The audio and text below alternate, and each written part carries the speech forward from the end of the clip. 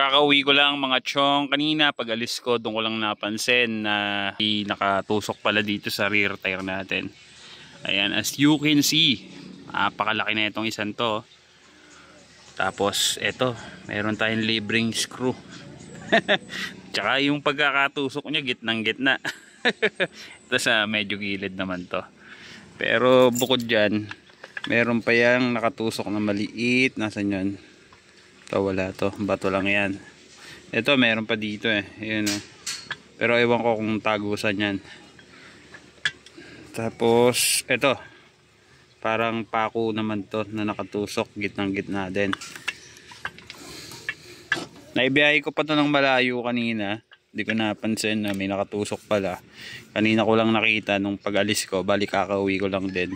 Pero naitakbo ko naman siya at di pa naman siya flat. Medyo lumambot lang. Siguro sumingaw ng bahagya. Pero naka-tire sealant naman to. Kaya hindi siya mapaplat. Bale naka-ready yung tools natin. Try natin ayusin to. Pasakan natin. Okay mga chong, nakapesto na yung camera natin. Hugutin muna natin to. Unahin natin tong malaking nakatusok na to. Bali kanina pag silip ko nga akala ko maliit lang siya na bato na nakadikit dito sa gulong natin. Tinitigan ko mabuti. Parang bakal. Ayun, bakal nga siya. Nakatusok. Ewan ko kung ano to. Medyo malaki-laki. Baka tornilyo, ganun, o pako.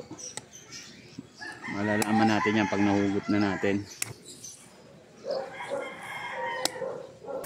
Medyo mahirap lang siya hugutin.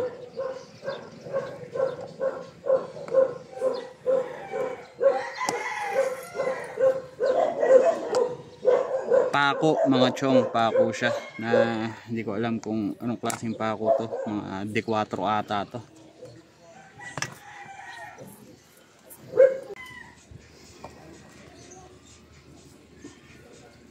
Ang laki na ito. Ang hirap bunutin eh. Oh. Pa-islant yung tusok niya. Sana kayanin ang pampasak natin to. Ayan, nasingaw na siya.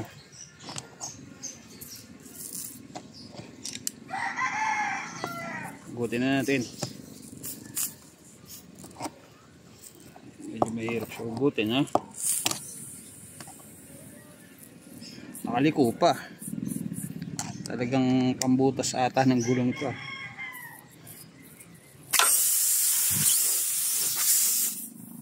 Takpan muna natin. Okay mga chong, ito yung nakatusok sa gulong natin.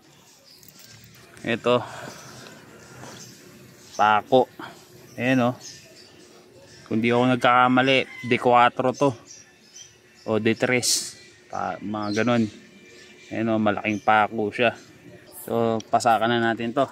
Ito yung pangpasak natin. So, kukuha lang tayo ng isa dito.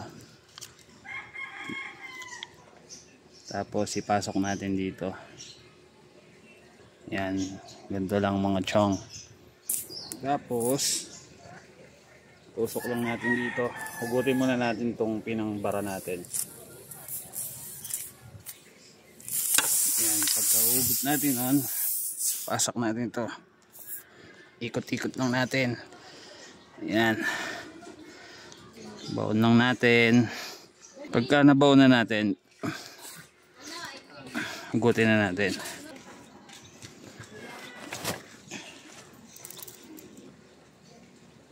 Niluluwa. Ulitin natin. Pupunta tayo ng isa dito.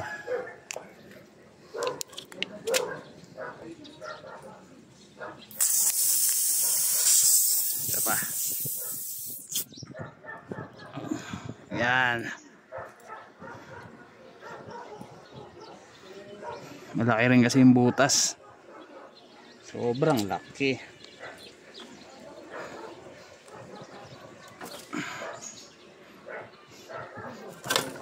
Yun.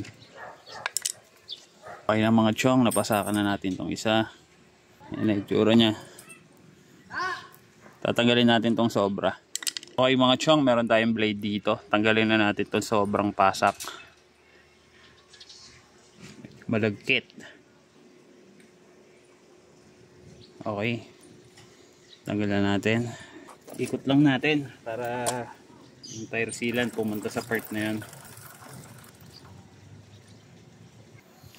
Okay na mga chong, napasakan na natin yung malaking butas. Bale, ito nga yung tumusok doon, ano, pakong napagkalaki-laki.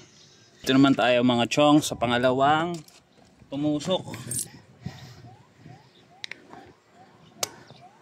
Ito, tingnan natin kung kaya ng tire sealant o kailangan pasakan.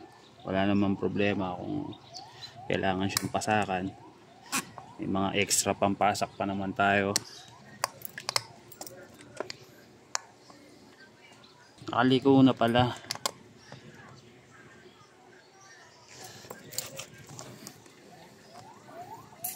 Yun, sirit ang tire sealant. Ikot natin. Tingnan natin kung kaya ng tire sealant yun. Ito naman yung tumusok doon. Screw. Ayan o. Naplat na nga ito eh. Siguro dahil malayo yung tinakbo niya. Check natin kung nasingaw pa.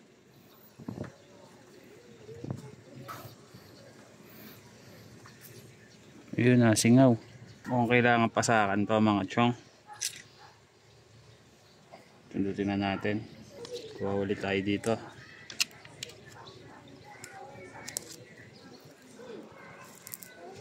Yan, ikot-ikot lang. Tapos pasok natin to.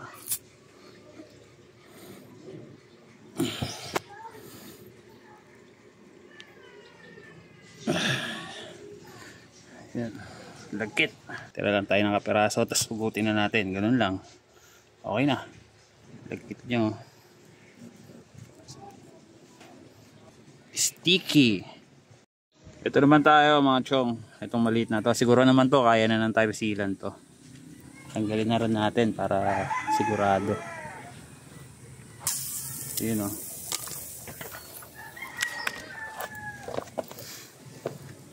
Bali ang nakatusok sa kanya, ito. Pako din na D1. Ayun o. Check natin kung nasingaw pa. Ito. Hindi naman na nasingaw. Kaya na ng tire sealant siguro yung maliit na yun. Etong dalawang malaki na to lang siguro ang kailangan talaga ng pasak. Oh. Tignan nyo. Pasak. Oh. Okay mga chong, tapos na tayo magtanggal ng mga nakatusok dito sa ating rear tire. Bale, ito yung mga tumusok. Yan o, tatlo. Itong pinakamalaki, parang D4 pako ata ito kung di ako nagkakamali. Correct me if I'm wrong na lang. Comment down below kung ano nga ba to. Kung D3 o D4. Basta ang laking pako niya, no. Oh. Tapos ito, yung pangalawa, screw. Pangatlo, pako din na D1. So ayan yung mga tumusok sa gulong natin na kanina ko lang din napansin pag uwi natin. Bali pag alis pala, naibiyahe ko pa siya, tapos nakauwi pa tayo. Tapos napasakan na natin yung dalawa. Ayan, yung isa hindi ko na pinasakan, kaya naman siya ng tire sealant. Ito, ba yan? Ito, kaya siya ng tire sealant. Tapos yun, nagamit natin yung pampasak natin na binili natin sa Shopee. Ayan. Pagka naka-tubeless ka, mas maganda talaga na meron kang ganito in case of emergency. Kakailangan mo rin ng long nose pang tanggal ng mga nakatusok.